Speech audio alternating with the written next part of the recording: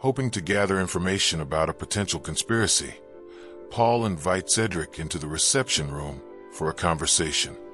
The guild navigator feels claustrophobic in this small room, and he tries to calm his nerves by bringing up the deaths of Duke Leto and Baron Harkonnen. But this is a topic Paul would rather leave in the past.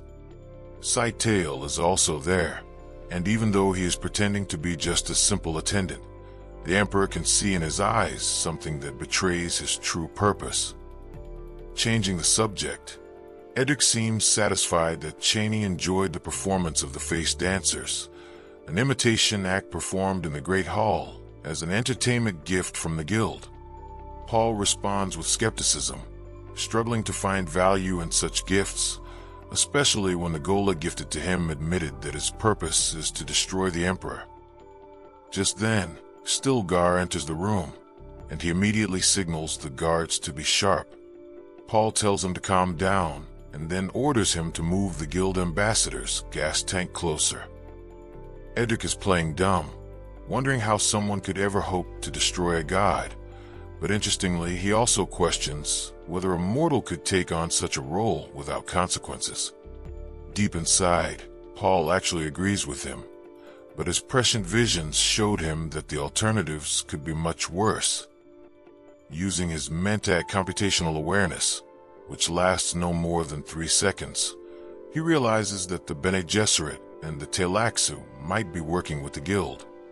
He then asks Edric if he doubts the power of prescience, and the guild navigator suggests that sometimes these visions can be mistaken for hallucinations, a comment that irritates the Emperor.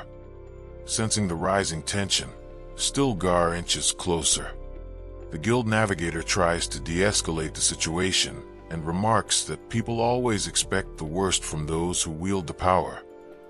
Paul almost starts to feel suffocated by the air in the room and the scent of melange from the orange gas tank. The guild ambassador is obviously well versed in the arts of language and political maneuvering, testing his patience.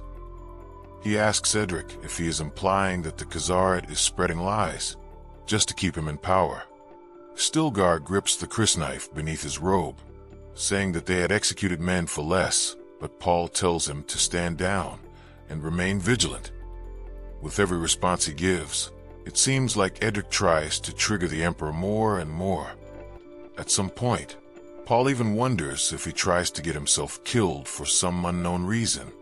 But he soon realizes that the real purpose is to stir doubt among his loyal followers. Every Fremen guard in the room, even Stilgar, they are the real target. Now that he knows what's going on, he tells the guild navigator that his religious authority was forced upon him. He never wanted it, but he will not abandon this path. Then he scares Edric by telling him that he should be careful around his sister. Alia is a true goddess, who could end his life with a single glance. The Emperor then signals the end of the audience, bringing the tense atmosphere to a close. With a questioning look, Stilgar asks if it is time to eliminate the fish-like creature, but Paul gives a negative hand signal. Before leaving the room, Sightale asks for permission to share his own thoughts. Perhaps the reason why people cling to an emperor is because of a fundamental desire to be part of something in this vast universe. Maybe the role of religion is similar. Sightale then nods with a smile on his face and starts pushing Edric's tank towards the door. Paul reflects on what the attendant just told him. There's something unusual about him when he speaks, as if more than just one person is talking. Once they are gone, he dims the room's lights and walks to a window, watching a group of workers repairing Alia's temple. Stilgar tells him that inviting Edric over was a foolish decision. He thinks that some threats should be kept at a distance, but Paul fears the greatest threat may come from within himself. The High Priest Korba enters the room shortly after, carrying a collection of Shigawire film reels containing historical records. Paul wants Stilgar to study them, but the old Fremen sees this as a waste of time. This type of work is for Mentats.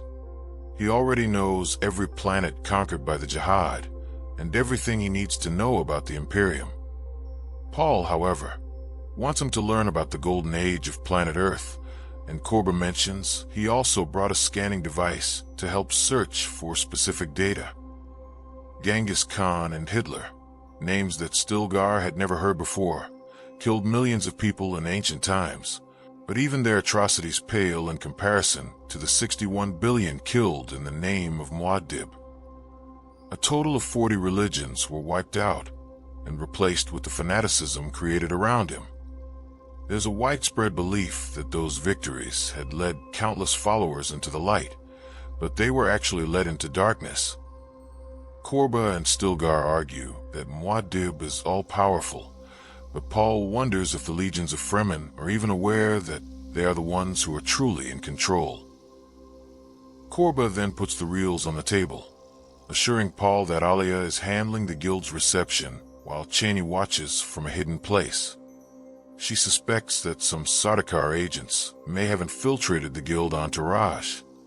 Korba also adds that a suspicious crowd was seen in the gardens, trampling the plants and complaining about taxes. Paul wants the strangers removed from the gardens, and then he tells Stilgar to personally eliminate any Sardaukar agent identified by Cheney among the guild members.